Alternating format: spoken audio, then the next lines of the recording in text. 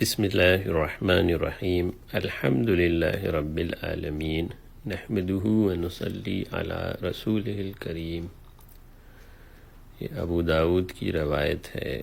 حضرت صفوان رضی اللہ عنہ نبی صلی اللہ علیہ وسلم کی خدمت میں حاضر ہوئے۔ آپ صلی اللہ علیہ وسلم مسجد میں ٹیک لگا کر بیٹھے ہوئے تھے۔ انہوں نے عرض کیا کہ اللہ کے رسول صلی اللہ علیہ وسلم میں علم حاصل کرنے آیا ہوں۔ حضور پاک صلی اللہ علیہ وسلم نے فرمایا، طالب علم کو خوش آمدید ہو کہ فرشتے طالب علم کو اپنے پروں سے گھیر لیتے ہیں، پھر اس کثرت سے آ کے اوپر تلے جمع ہو جاتے ہیں کہ آسمان دنیا تک پہنچا دیتے ہیں۔ آسمان دنیا تک فرشتے پہنچ جاتے ہیں۔ یہ اس علم کی محبت کی وجہ سے کرتے ہیں جس کی طلب میں وہ مشغول ہے۔ اور ابو داود کی ایک اور روایت میں ہے، جو آدمی علم حاصل کرنے کے لیے کسی راستے میں چلتا ہے، اللہ تعالیٰ اس کی وجہ سے اس کو جنت کے راستوں میں سے ایک راستے پر چلا دیتے ہیں، اور فرشتے طالب علم سے خوش ہو کے اپنے پروں کو بچھاتے ہیں۔ اور عالم کے لیے آسمان اور زمین کی مخلوقات اور سمندر کی مچھلیاں تک مغفرت طلب کرتی ہیں۔ اللہ تعالیٰ کا نام بہت بابرکت ہے، اللہ کی شان بہت اعلیٰ ہے، تمام کمالات اور خوبیاں اللہ تعالیٰ کے پاس ہیں، تمام خزانے اللہ کے قبضے میں ہیں، تمام مخلوق کے دل اللہ کے سامنے مسخر ہیں۔ ففروا الی اللہ، اللہ کی رحمت کی طرف دوڑو۔ انیبوا الی ربکم، اپنے رب سے لاؤ لگاؤ۔ استجیبوا لربکم، اپنے رب کی بات مان لو۔ استغفروا ربکم، اپنے رب سے گناہوں کی معافی مانگو۔ والذین آمنوا اشد حبا للہ، ایمان والے تو اللہ ہی سے سب سے زیادہ محبت رکھتے ہیں۔ قرآن پاک میں لفظ اللہ موتیوں کی طرح آتا ہے، صفحے پلٹتے جائیں اور اللہ کا مبارک نام جگہ جگہ آتا ہے۔ کائنات کی روح اللہ کا ذکر ہے۔ چھوٹے بچے کے لیے آسان لفظ ہے بولنا اللہ، اور دنیا بھر میں ہر خطہ عرب، ہر ٹائم زون کے اندر، ہر جغرافیے، گلی محلے اذان ہوتی ہے، نماز ہوتی ہے، ذکر ہوتا ہے، قرآن اور تسبیح، اور آسمان کے چپے چپے پر فرشتے عبادت کر رہے ہیں، کوئی جگہ خالی نہیں ہے۔ بسم اللہ الرحمن الرحیم۔ جو آدمی صبح کو تسبیح پڑھے سبحان اللہ کی 100 مرتبہ، اور شام کو بھی پڑھے 100 مرتبہ سبحان اللہ، تو وہ ایسا ہے جس نے 100 نفلی حج کیے۔ اور جو الحمدللہ کہے صبح و شام 100 مرتبہ، اس نے 100 گھوڑے اللہ کے راستے میں دیے۔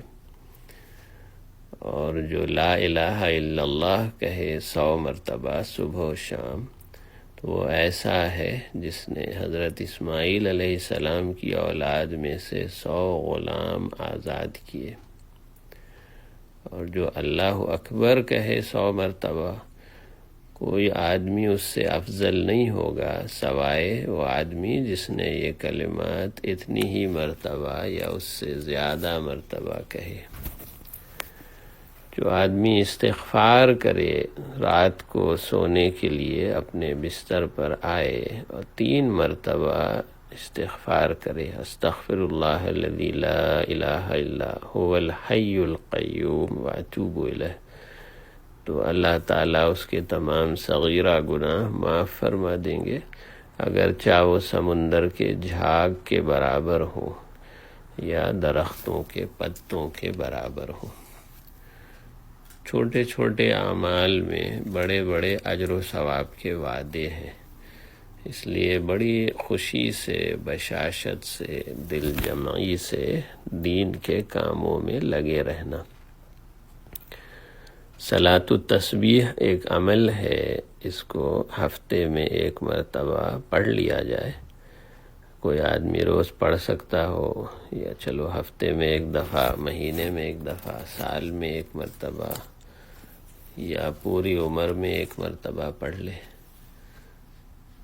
تو صلاۃ التسبیح پڑھنے سے اگلے پچھلے نئے پرانے چھوٹے بڑے پوشیدہ ظاہری تمام گناہ معاف ہو جاتے ہیں، اور صلاۃ التسبیح کے اندر ہر رکعت میں 75 مرتبہ تیسرا کلمہ سبحان اللہ والحمد للہ ولا الہ الا اللہ اللہ اکبر، یعنی ہر جب نماز میں شروع ہوتا ہے یا رکن ہے تو قرات سے پہلے سورہ فاتحہ سے پہلے 15 مرتبہ تسبیح ہے، اور رکوع میں جانے سے پہلے 10 مرتبہ، رکوع کے اندر 10 مرتبہ، اور رکوع سے سر اٹھانے کے بعد 10 مرتبہ، اور سجدے میں، دونوں سجدے میں 10 مرتبہ، اور اس کے درمیان جو بیٹھتے ہیں اس میں 10 مرتبہ۔ تو اس طرح ایک رکعت میں 75 مرتبہ اور 4 رکعت میں 300 مرتبہ۔ تو اس نماز کو پڑھنے سے گناہ معاف ہو جاتے ہیں۔ تو جمعے کے دن یا جمعے کی جو رات آتی ہے اس میں تمام سے صلاۃ التسبیح پڑھ لیا کریں۔ بسم اللہ الرحمن الرحیم۔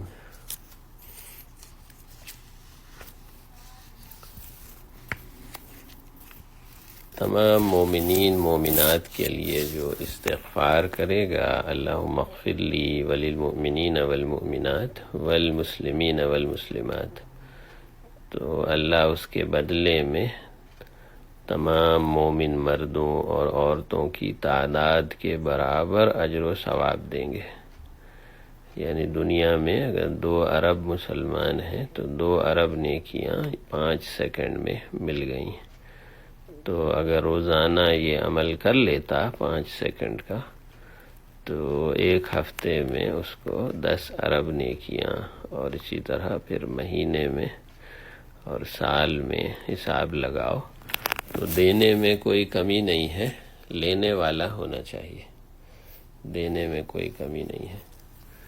اس امت کے فضائل ہیں کہ ہر نیکی کم سے کم 10 گنا بڑھا دیتے ہیں، زیادہ سے زیادہ جہاں تک اللہ چاہیں اور بڑھا دیتے ہیں۔ واللہ یضاعف لمن یشاء، اس میں 700 اور 7 لاکھ بھی آ گئے، اور اللہ تعالیٰ صدقے کو بڑھاتے رہتے ہیں۔ ایک کھجور صدقہ کیا، اس کو بڑھا کے اجر و ثواب پہاڑ کے برابر کر دیتے ہیں۔ پھر خاص خاص زمانے لاتے ہیں، جیسے رمضان میں لیلۃ القدر، تو رمضان اور عشرہ ذی الحجہ اور جمعے کا دن یہ خاص وقت ہے، اس میں عبادت کا ثواب بڑھ جاتا ہے۔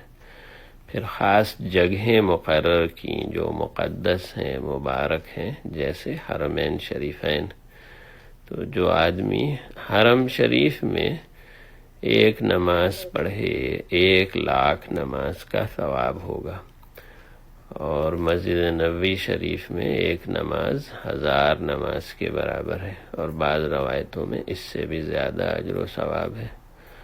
اور حسن بصری رحمۃ اللہ علیہ فرماتے ہیں کہ حرم مکہ میں ایک روزہ رکھنا 1 لاکھ روزے کا ثواب ہے، اور 1 درہم کا صدقہ 1 لاکھ درہم کا صدقہ کرنے کے برابر ہے۔ تو نیکیاں قدم قدم پہ، پھر قرآن شریف پڑھنے سے ہر حرف کے بدلے 10 نیکیاں، اور بعض صورتیں ہیں ان کے اجر و ثواب بہت زیادہ ہے۔ سورہ یاسین ایک بار پڑھ لیں 10 قرآن کا ثواب ملے گا۔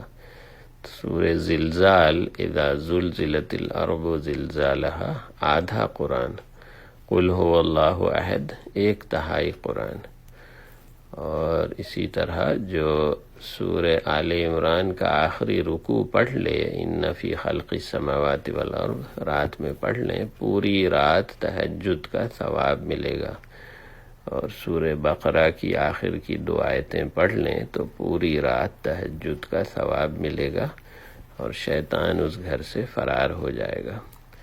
اور سورہ الہاکم التکاثر جو پڑھے گا اس کو 1000 آیتیں پڑھنے کا ثواب ملے گا۔ تو ایسی برکتیں، نعمتیں اللہ کے دربار سے مل رہی ہیں۔ انسان کو چاہیے کہ اپنے ایمان اور عمل میں ترقی کرے اور سنت طریقوں کو زندگی میں لائے، اپنا رہن سہن، لباس، چال ڈھال، کھانا پینا، سواری، اپنے تمام شعبہ زندگی میں صبح سے رات تک اللہ کے احکام اور سنت طریقے زندگی میں لے کے آنا۔ ہر حکم تمام کائنات سے قیمتی ہے، اور ایک سنت زندہ کرنے سے 100 شہیدوں کا ثواب ملتا ہے، اور آج فتنے کے زمانے میں پورے دین پر جو جمع رہے گا اس کو 50 صحابہ کا ثواب ملے گا۔ تو اللہ کا نام ہی دنیا اور آخرت میں سب سے زیادہ قیمتی ہے۔ آسمان و زمین اور سورج اور چاند یہ اللہ نے بنائے ہیں، کائنات کے ذرے ذرے کو اللہ نے بنایا ہے۔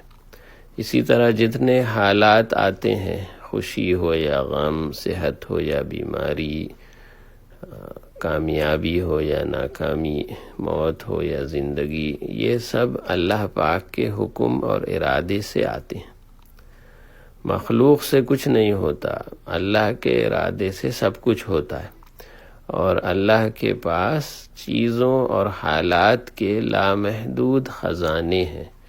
چیزیں جو آپ دیکھتے ہیں، زمین و آسمان اور درخت اور پہاڑ اور پرندے اور جانور اور مچھلیاں اور کھانے پینے کی چیزیں، جو نظر آتی ہیں، محسوس ہوتی ہیں، چیزیں ہیں، اور جو حالات ہیں، خوشی اور غم، کامیابی، ناکامی، آپ ان کو دیکھ نہیں سکتے لیکن محسوس ہوتے ہیں کہ حالات بھی آ گئے ہیں۔ تو ہر قسم کی چیزوں اور حالات کے بے شمار خزانے ہیں۔ وَإِن مِّن شَيْءٍ إِلَّا عِندَنَا خَزَائِنُهُ، ہمارے پاس ہر چیز کے خزانے بھرے پڑے ہیں۔ اگر انسانوں کے اگلے پچھلے اولین آخرین، شروع سے آخر تک تمام انسان، مرد عورت، بچے بڑے، سب ایک جگہ آ جائیں اور اپنی زبان میں اللہ سے مانگیں، روٹی، کپڑا، مکان، سواری، شادی، خوشی، جیولری، ہیرے جواہرات، سونا، چاندی، کیا چاہیے، اللہ تعالیٰ ایک ہی لمحے میں تمام لوگوں کی دعا سن کے سب کچھ عطا فرما دیں، پھر بھی اللہ کے خزانے میں کوئی کمی نہیں ہوتی۔ اتنی کمی بھی نہیں ہوتی جیسے کوئی انگلی کو دریا میں ڈبو کر نکال لے تو دیکھو کتنا پانی کم ہوا۔ تو یہ اللہ کے لامحدود خزانوں کی تفصیل ہے۔ تعلیم کا مقصد ہے دل کا پلٹ جانا، تاکہ اللہ سے مانگنے کا ایک جذبہ پیدا ہو۔ ہر آدمی کے اپنے حالات ہیں، کوئی صحت کے حالات ہیں، کہیں رزق کی پریشانی ہے، کسی پہ قرضہ ہے، کسی کی شادی نہیں ہوئی، کسی کی اولاد نہیں ہے، کہیں گھر میں جھگڑا ہے، کہیں کوئی دشمنیاں ہیں۔ ہر ایک کے اپنے اپنے حالات ہیں جو اس کے اور اللہ کے درمیان اللہ جانتے۔ تو تعلیم کا مقصد ہے کہ دلوں کا رخ پلٹ جائے اور یقین درست ہو جائے۔ اللہ تعالیٰ کے خزانوں میں کوئی کمی نہیں ہے۔ ہاں، اللہ کے خزانوں سے فائدہ اٹھانے کے لیے اللہ نے دین دیا ہے اور احکامات نازل فرمائے ہیں۔ تو جب اللہ کے احکامات کو نبی صلی اللہ علیہ وسلم کے طریقے سے پورا کریں گے تو اللہ تعالی خوش ہو کے ہمارے حالات اچھے بنا دیں گے۔ تمام چیزوں پر اللہ کا قبضہ ہے، آسمان و زمین، ہر چیز۔ اللہ چاہیں تو شکلوں کو بدل دیں یا ختم کر دیں، اور اللہ کے حکم کے بغیر نہ صحت ملتی ہے، نہ زندگی ملتی ہے، نہ کوئی روزگار ملتا ہے، نہ کوئی خوشی ملتی ہے۔ تو چیزوں سے کچھ نہیں ہوتا۔ ہاں، چیزوں میں جو اثر اللہ ڈالیں گے، دنیا کی چیزیں خالی برتن ہیں، اور اللہ جو حال ڈالیں گے وہ اس میں آ جائے گا۔ تو دکان نفع نہیں دیتی، اللہ تعالیٰ اس میں نفع دیتے ہیں اپنے ارادے سے۔ اور زمین اور کھیت اور باغ وہ فصلیں نہیں دیتے، بلکہ اللہ کے حکم سے دیتے ہیں۔ تو جب یہ یقین بڑھے گا تو پھر دین زندگی میں آنے لگے گا۔ اللہ تعالیٰ مردے سے زندہ کو نکال لیتے ہیں اور زندہ سے مردے کو نکال لیتے ہیں، اور تمام چیزوں پر اللہ کا تصرف ہے۔ اللہ چاہیں چھوٹی چیز سے بڑا فائدہ پہنچا دیں، بڑی چیز سے چھوٹا فائدہ پہنچا دیں، کسی چیز کے بغیر کام بنا دیں، اور چاہیں تو سب چیزوں کو ختم کر دیں۔ تو چیزوں کا تاثر نہ ہو۔ جو آدمی جس کو ہدایت ملتی ہے وہ اللہ کے حکم پورا کرنے کے لیے دوڑتا ہے، اور جس آدمی کو ہدایت نہیں ہوئی تو وہ چیزیں جمع کرنے کو دوڑتا ہے۔ اس کو آنکھوں سے دھوکہ لگ گیا کہ جتنی چیزیں ہوں گی اتنا فائدہ ہوگا۔ تو آپ صلی اللہ علیہ وسلم جو دین لے کر آئے اس میں کامیابی ہے۔ دیکھو، عرب کے صحرا میں ایسی قوم تھی، اس کے لیے اللہ نے منتخب فرمایا کہ حضور صلی اللہ علیہ وسلم کو نازل فرمایا اور اس قوم میں بھیجا ہے۔ دنیا جب آپ صلی اللہ علیہ وسلم تشریف لائے تو دنیا ایک روحانی سکتے کی حالت میں تھی، اور ایسے ملک میں آئے جہاں اخلاق کی تعلیم نہیں تھی، اور جو قوم وہاں آپ تشریف لائے اس میں سوائے وہم اور غلط عقیدے اور بد اخلاقی کے اور کوئی بات نہیں تھی، لیکن قرآن پاک اور حضور صلی اللہ علیہ وسلم کی الہامی بیان نے ان پر ایسی تاثیر کی کہ ساری ظاہری اور باطنی حالتیں بدل گئیں۔ ایسی محنت ہوئی کہ برسوں کے بہکے ہوئے لوگ اللہ کے راستے پہ چل نکلے، اور مدتوں کی غفلت سے سوئے ہوئے لوگ چونک پڑے، اور جو مشرکین تھے وہ توحید والے ہو گئے، جو کافر تھے وہ ایمان لے آئے، اور جو بتوں کو پوجتے تھے انہوں نے بتوں کو چھوڑ دیا، اللہ کی عبادت کرنے لگے۔ اور جاہلیت اور لڑائی جھگڑا عداوتیں جاتی رہیں، ان کے دماغ غرور اور تکبر سے خالی ہو گئے، ان کے دل صبر و توکل اور حلم اور زہد اور پرہیزگاری سے بھر گئے۔ تو ایک ایسی جماعت جو خدا پرست اور پاک طبیعت اور نیک دل، یہ جماعت وجود میں آ گئی۔ یہ ہے تعلیم کی برکت۔ تو کسی علاقے میں اور کسی پڑوس میں آپ جب دین کی محنت کریں اسی طریقے سے جیسے حضور صلی اللہ علیہ وسلم نے فرمائی، تو ایسا ہی نتیجہ اللہ تعالیٰ آپ کو ایک چھوٹے سے علاقے میں چند لوگوں میں اللہ تعالیٰ آپ کے کام میں برکت عطا فرمائے کہ قرآن پاک اور حضور صلی اللہ علیہ وسلم کی سنت کو سیکھنا سکھانا۔ دیکھو، اللہ نے جس سے کلام کیا یعنی قرآن پاک اتارا، ان کی شخصیت کیسی تھی۔ دنیا میں اگر کوئی بادشاہ ہوتا ہے تو ہر آدمی بادشاہ سے بات نہیں کر سکتا اور اس کے قریب نہیں جا سکتا۔ مخصوص لوگ ہوتے ہیں جن کو حق دیا جاتا ہے، بادشاہ کے دربار میں موجود ہوتے ہیں۔ تو اسی طرح جس کو رسول نبی بنایا جاتا ہے اس کے اندر خصوصیات رکھتے ہیں۔ تو عقل اور فہم اور عزم اور استقلال اور صبر اور خلوص اور نیت اور ہمدردی اور مخلوق سے محبت اور محنت اور جفاکشی اور اللہ کی اطاعت اور وفاداری، یہ جو جذبات ہیں اس میں بہت اعلیٰ اور اونچے درجے کا پیغمبر ہوگا۔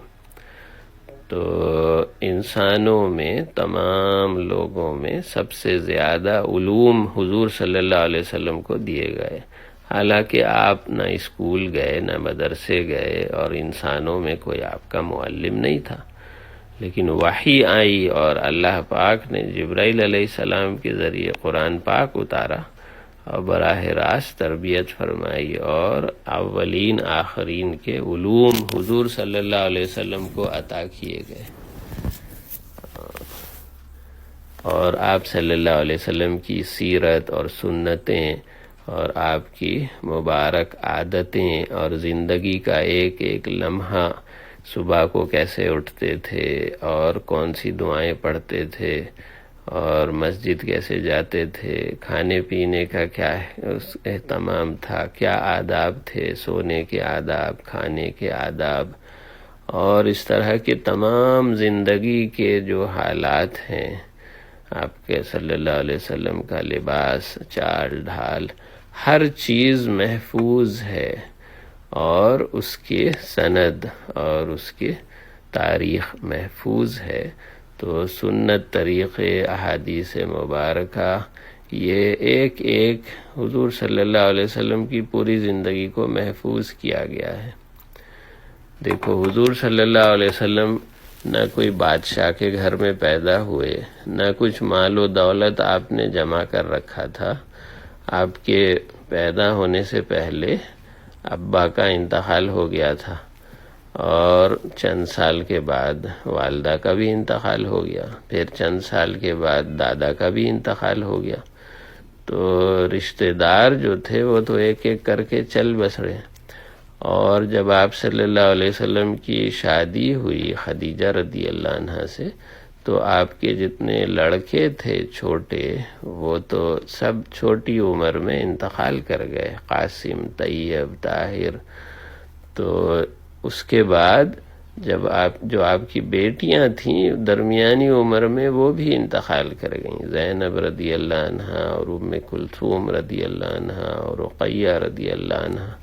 تو صرف فاطمہ رضی اللہ عنہا بچیں، وہ بھی آپ صلی اللہ علیہ وسلم کے 6 مہینے کے بعد انتقال کر گئیں۔ تو آپ دیکھو کہ ایک آدمی کی یہ زندگی ہے، اس کا مشن ہے، زندگی کا نصب العین ہے لوگوں میں ہدایت پھیلانا، دین کی محنت کرنا۔ تو طرح طرح کے حالات سے گزرے ہیں، اور مشرکین مکہ ان کا بائیکاٹ کرنا اور وطن سے نکال دینا، کھانے پینے کی تنگی، اور پھر دشمنوں کا آ کے جنگیں لڑنا، اور جو ہے کوئی دشمنوں کا جادو کر دینا، ہر قسم کے حالات، بیماری، تکلیف، پریشانی، اس سے حضور صلی اللہ علیہ وسلم گزرے ہیں، لیکن دین کی عظیم الشان محنت کر کے چلے گئے، اور ایک قوم اس کو تیار کیا کہ وہ علم اور سمجھ اور سائنس اور تمام شعبوں میں کمال حاصل کیا، اور سارے عالم پر چھا گئے، اور ملکوں اور قوموں کی ہدایت کا ذریعہ بنے۔ اور ایک ایسی کتاب آئی جو آج تک محفوظ ہے، ایک حرف بھی تبدیل نہیں ہوا، اور بڑے سے بڑے حکیم اس کا جواب نہیں لا سکے، حالانکہ ایسے ملک میں اور علاقے میں آئے تھے جہاں کوئی علوم نہیں تھے، اور ایسا علمی معجزہ لائے قرآن پاک، اس کی فصاحت اور بلاغت. اور قرآن پاک چیلنج کرتا ہے کہ اگر کوئی سمجھتا ہے کہ یہ اللہ کی کتاب نہیں ہے تو چلو اس طرح کی کچھ صورتیں تم بھی بنا لاؤ، یا ایک صورت بنا لاؤ، یا چند آیتیں بنا لاؤ. تو 14 صدیوں سے کوئی اس کا جواب نہیں لا سکا. بڑے بڑے مخالفوں کے سر نیچے ہو گئے، اور قرآن پاک کی ایک ایک آیت اور ایک ایک لفظ اور ایک ایک حرف کی حفاظت ہوئی ہے. جو کاتبین وحی ہیں انہوں نے لکھ لیا، اور جو حفاظ ہیں یاد کر لیا، اور قاری صاحبان نے اس کا طرز ادا، اور علماء کرام نے معنی مفہوم، اور ہر چیز اس کی محفوظ ہے. تو ایک چھوٹا بچہ 7-8 سال کا جس کو اپنی مادری زبان میں چند صفحے یاد نہیں ہوتے تو قرآن کے 600 صفحے یاد کر لیتا ہے، اور جس میں متشابہات ہوتے ہیں اور فر سنا دیتا ہے. تو قرآن کا یہ اعجاز ہے کہ جتنا مشکل ہے اتنا آسان بھی ہے، اور قرآن کے علوم اور معارف یہ، اور اس میں سائنسی حقائق کا ذخیرہ، اور اس میں ایک چھوٹے بچے سے لے کے بڑی عمر کے بوڑھے تک ہر شعبہ زندگی کے آدمی کے لیے اس میں ہدایت موجود ہے. تو ایسی کتاب کو پڑھیں، اس کا مفہوم سمجھیں، معنی مفہوم کی اشاعت کریں، اور اپنے علاقوں میں لوگوں کی ہدایت کا ذریعہ بنیں.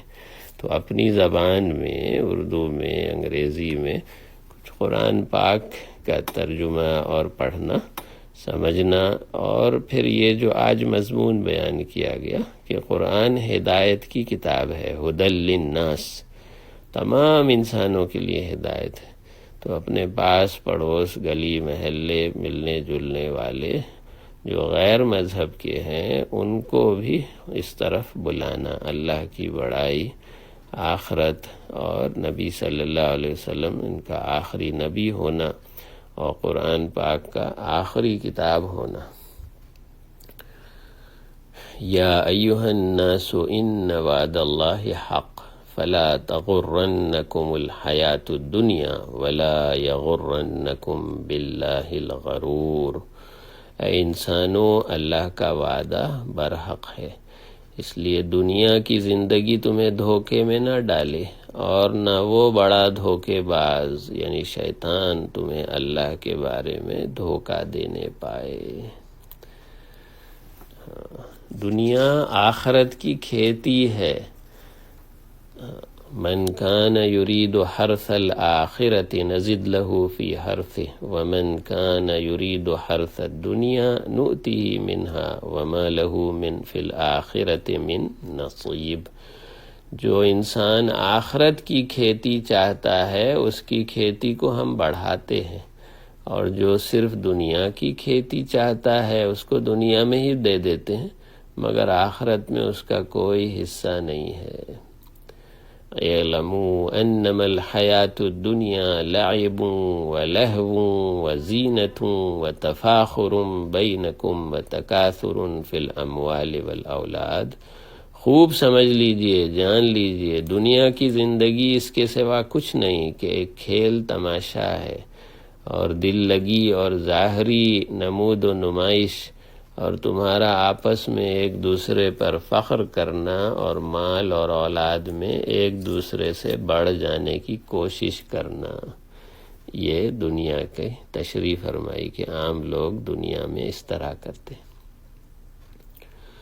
اور حدیث شریف میں آیا کہ اگر دنیا کی قیمت اللہ کے نزدیک ایک مچھر کے پر کے برابر بھی ہوتی تو جو لوگ ایمان نہیں لائے ان کو پانی کا ایک گھونٹ بھی نہیں پلاتے. اور حدیث شریف میں فرمایا جو آدمی دنیا سے محبت کرتا ہے اپنی آخرت کو ضرور نقصان پہنچاتا ہے، اور جو آخرت سے محبت کرتا ہے وہ دنیا کو بگاڑ لیتا ہے.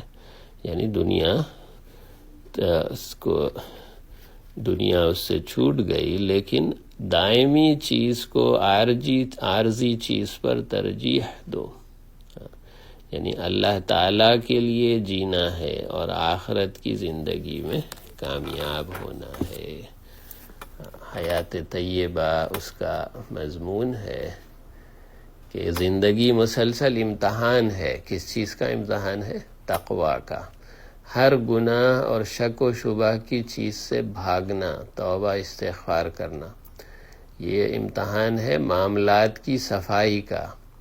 لین دین میں، قرضے میں، وراثت میں، معاملات میں، مالی معاملات میں کسی کا حق نہ رہ جائے، ہر کام سچائی اور شریعت کے مطابق کرنا۔ یہ امتحان ہے دل کی صفائی کا، تزکیہ نفس ہو، فرشتوں کی صفات ملے، شیطان اور نفس سے بچنا۔ یہ کوالٹی کنٹرول کا امتحان ہے۔ لِيَبْلُوَكُمْ أَيُّكُمْ أَحْسَنُ عَمَلًا، کہ ہم دیکھیں کہ تم میں سے کون سب سے اچھا عمل کرتا ہے۔ بہترین عمل، بہترین نیت، بہترین طریقے سے لاؤ۔ اور دنیا میں ایک ایک جو ذرہ ہے چیزوں کا، وہ پیچھے رہ جائے گا۔ انسان کے جسم سے نکلنے والے جو اعمال ہیں اور جو الفاظ ہیں، وہ سب محفوظ کیے جاتے ہیں، ان کو لکھ لیا جاتا ہے۔ فرشتوں نے لکھ لیا، زمین میں ریکارڈ ہو گیا، ہاتھ پاؤں میں ریکارڈ ہو گیا، اور آخرت میں وہ سب دکھا دیا جائے گا۔ اور دنیا کی جو چیزیں نظر آ رہی ہیں، سورج، چاند، ستارے اور پہاڑ اور دریا اور جاب اور شاپ اور گھر اور مکان اور سواری، یہ ساری چیزیں یہیں پڑی رہ جائیں گی، مٹی ہو جائیں گی، آگے کچھ نہیں جاتا۔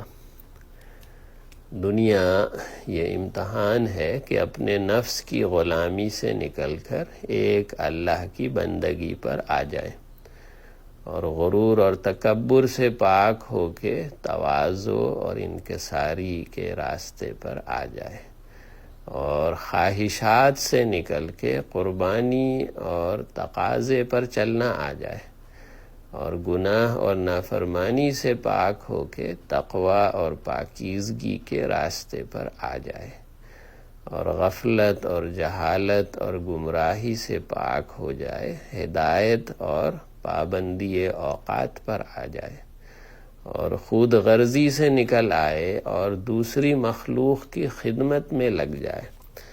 تو فرشتہ بن جاؤ، اس کے لیے دین آیا ہے۔ فرشتہ بن جاؤ، کیونکہ اپنی حاجتیں اور اپنی ضرورتیں تو سب لوگ پوری کرتے ہیں، لیکن اسی دنیا میں رہتے ہوئے دوسروں کو فائدہ پہنچانا۔ ارحموا من فی الارض یرحمکم من فی السماء، زمین والوں پہ آپ رحم کریں، آسمان والا آپ پر رحم کرے گا۔ تو اپنی زندگی کا جائزہ لینا کہ یہ جو باتیں بیان کی گئیں، اس میں کیا کمی ہے جو ہمارے اندر نہیں ہے، تو پھر اس کو اپنی زندگی میں لانے کی محنت کرنا، یہ ہے طریقہ۔ شیطان پیچھے لگا ہوتا ہے بہکانے کے لیے۔ شیطان نے اللہ سے عرض کیا کہ اللہ، آپ کی عزت اور جلال کی قسم، میں آدم علیہ السلام کی اولاد کو، یعنی جتنے انسان ہیں، جب تک ان کی جان میں جان ہے گمراہ کرتا رہوں گا۔ اللہ تعالیٰ نے فرمایا کہ مجھ کو بھی اپنی عزت اور جلال کی قسم ہے، جب تک وہ مجھ سے بخشش مانگتے رہیں گے میں ان کو معاف کرتا رہوں گا۔ تو صبح و شام اٹھتے بیٹھتے استغفار کریں۔ حضور صلی اللہ علیہ وسلم 70 مرتبہ استغفار کرتے تھے، 100 مرتبہ استغفار کرتے تھے۔ تو استغفار کے کلمات یعنی قرآن پاک میں بھی ہیں، احادیث شریفہ میں بھی ہیں، اور اپنی زبان میں بھی اللہ سے معافی مانگے کہ اللہ جتنے گناہ ہو چکے اور آخری سانس تک جتنے ہو رہے ہیں سب بخش دیجئے، اول بھی آخر بھی، بھول سے، جان بوجھ کے، صغیرہ کبیرہ، باریک موٹے، پرانے نئے، تمام گناہوں کو معاف کر دیجئے۔ اللہ تعالیٰ کا وعدہ ہے کوئی بندہ اتنے گناہ لائے کہ زمین و آسمان بھر جائیں تو اللہ تعالیٰ اتنی مغفرت لے کے چلتے ہیں، اس کو معاف کر دیتے ہیں۔ تو اس لیے یہ استغفار یہ بہت بڑا وظیفہ ہے۔ دنیا میں جتنی چیزیں، مال، اولاد اور بیٹے اور اچھی آمدنی آپ کو چاہیے، اس کے لیے خوب استغفار کیا کریں، اور جتنی بلائیں، مصیبتیں، بیماریاں، تکلیفیں اور حادثات آپ چاہتے ہیں کہ دور ہو جائیں، نہیں آئیں، اس کے لیے خوب استغفار کیا کریں۔ درود شریف پڑھ کے اپنے لیے، تمام مرحومین کے لیے دعا فرمائیں۔ بسم اللہ الرحمن الرحیم، الحمد للہ رب العالمین، اللہم صلی علی محمد افضل صلواتک، یا اول الاولین و یا آخر الآخرین و یا ذا القوة المتین و یا راحم المساکین، اللہم انک ملیک مقتدر ما تشاء من امر یکون، اللہم صلی علی محمد عدد ما فی علم اللہ، صلاة دائمة بدوام ملک اللہ، وبارک وسلم۔ ربنا ظلمنا انفسنا وإن لم تغفر لنا وترحمنا لنكونن من الخاسرین، لا الہ الا انت سبحانک انا كنا من الظالمین، حسبنا اللہ ونعم الوکیل، نعم المولا ونعم النصیر۔ ربنا آتنا فی الدنیا حسنة وفی الآخرة حسنة وقنا عذاب النار، اللهم اغفر للمؤمنین والمؤمنات والمسلمین والمسلمات الأحیاء منهم والأموات إنك سمیع قریب مجیب الدعوات۔ یا اللہ، یا رحمان، یا کریم، یا ذا الجلال والاکرام، یا حی یا قیوم، اے اللہ اپنی رحمت سے، کرم سے، احسان سے ہمارے تمام صغیرہ کبیرہ اگلے پچھلے گناہوں کو معاف فرما دیجئے، زندگیوں میں 100% سنت طریقے لانے کی توفیق دیجئے، ہر لمحہ، ہر سانس اللہ کی یاد اور ذکر اور شکر اور اچھی نیتوں اور دعاؤں کے ساتھ ہو۔ اے اللہ ہمارے گھروں میں امن، چین، سلامتی، آسان رزق، اچھی صحت، شفائے کاملہ عطا فرمائیے۔ یہ ہمارے دوست اور بھائی اور بہن اور مستورات اور بزرگ، یہ ان کے گھروں میں جو جو پریشانیاں ہیں، اے اللہ سب کی دعاؤں کو اپنی رحمت سے قبول فرمائیے، پریشانیاں اور مشکلات کو دور فرمائیے، ہر مسلمان بھائی اور بہن کو دنیا اور آخرت کی برکتیں عطا فرمائیے، تمام مراحل زندگی کے اور آگے قبر، حشر، میزان، صراط، روز قیامت، تمام مراحل کو آسان فرمائیے۔ جو مرحومین آبا و اجداد دنیا سے جا چکے، ان کی کامل مغفرت فرمائیے، ان کی قبروں کو جنت کا باغ بنا دیجیے، آخرت میں اونچے درجات عطا فرمائیے۔